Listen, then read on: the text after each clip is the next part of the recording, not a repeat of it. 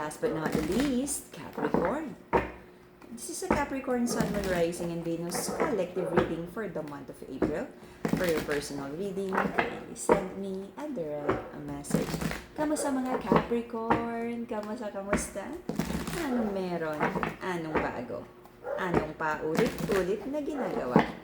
This is a Capricorn Sun, Moon, Rising, and Venus collective reading for the month of April. Collective energy ng mga Capricorn, please. Collective energy ng mga Capricorn. Collective energy ng mga Capricorn, please. Collective energy ng mga Capricorn. Collective energy ng mga Capricorn. Reminder, ang nag-iisang account na Mystic Siren ay kaya ang LS11. And the messages coming from a different account, hindi po ako yun. Mag-ingat sa scammers. Alrighty, anong meron para sa ating mga Capricorn? Basahin natin ang energy. Okay, ipinaglalaban. Okay, ang mandirigmang Capricorn, anong pinaglalaban? Pagod ka na sa conflict, gusto mong maintindihan, napakaraming confusion sa buhay mo, sa relasyon mo. Okay?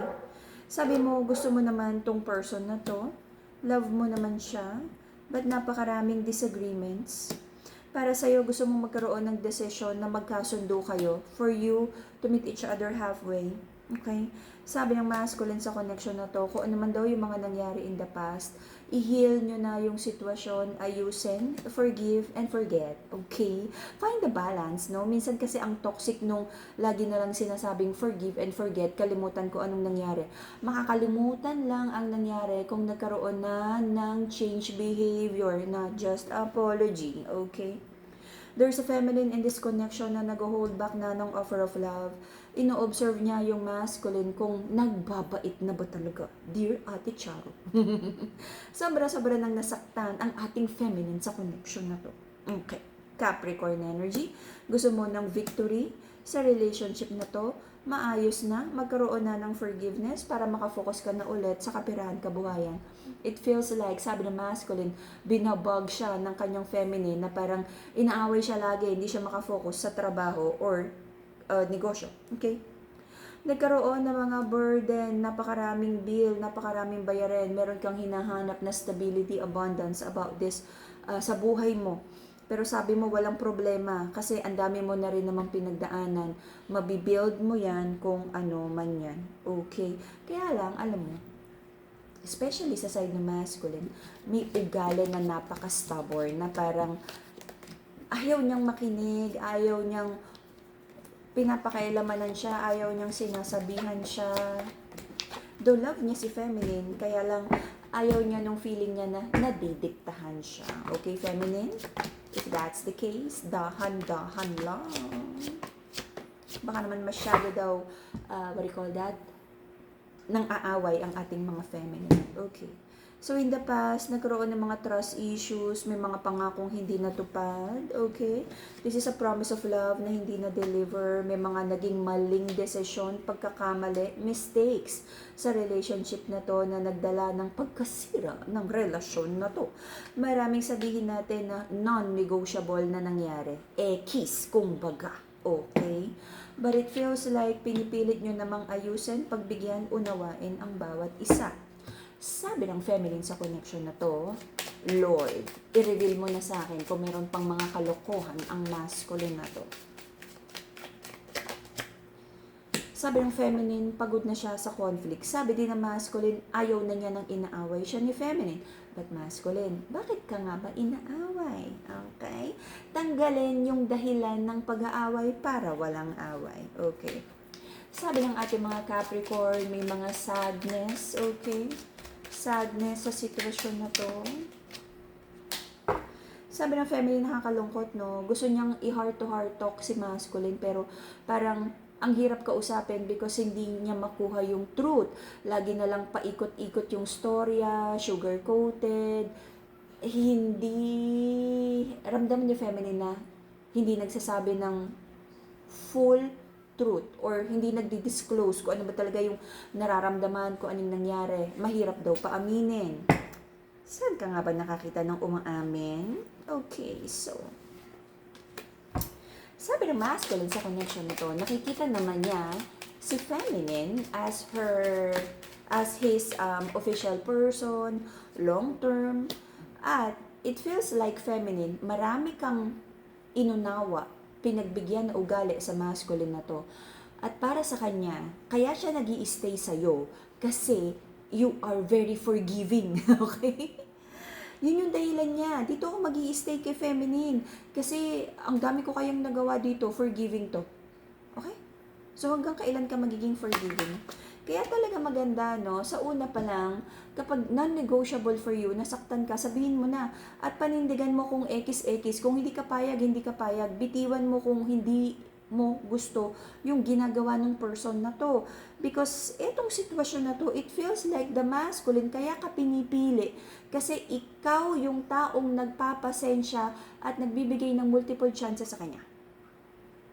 Okay? Na parang alam niya, nandyan ka lang at lagi kanyang kayang balikan, lambingin, i-reconcile. Kahit sino man siya, na kahit hindi siya magbago, lagi ka namang nagpapatawad at binubuksan mo yung puso mo para sa kanya. Okay? Gusto mo yon? Gusto mo yon, feminine? Okay, so, meron kang mga doubts, no? It feels like nagkaroon ng mga trust issues in the past.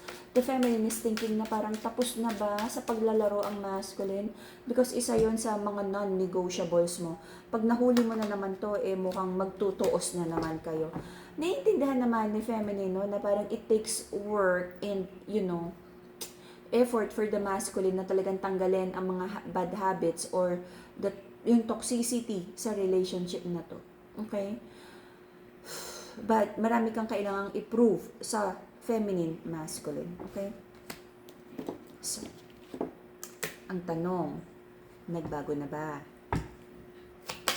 Di umano. Okay. So, in the next 3 months until the end of July, okay, feminine, you make the masculine accountable kung ano man yung pinapangako niya.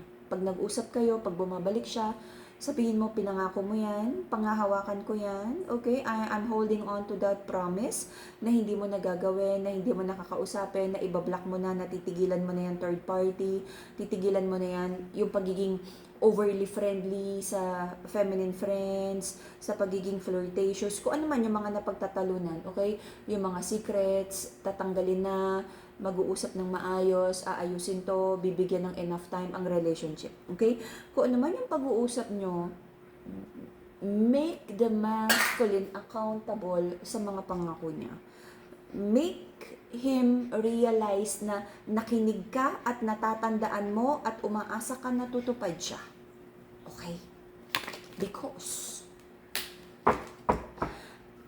doon sa mga masculine na hindi marunong tumupad sa pangako, nakikita ko dito na meron na namang potential disappointment, broken heart energy, betrayal na hindi first time ginawa. Marami ng backstabbing energy, false promises.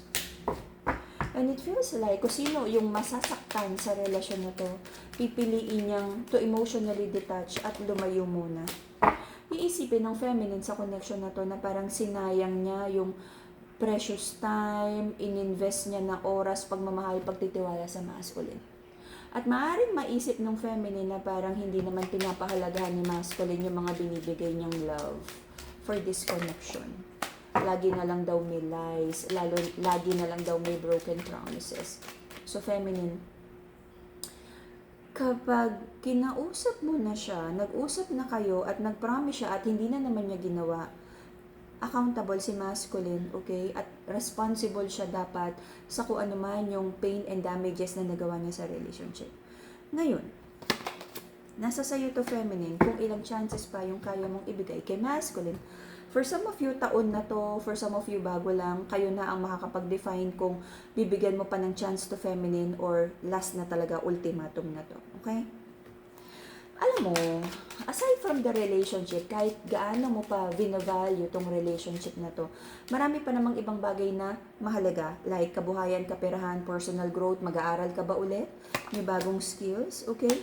It feels like naapektuhan ng pagiging productive mo sa sobrang broken heart mo sa relasyon na to. Unahin ang personal growth, okay? I-build mo ang iyong finances, personal growth. Okay? That would be for the both of you also. Kaperahan, kabuhayan. Okay? And that would be the Capricorn reading for the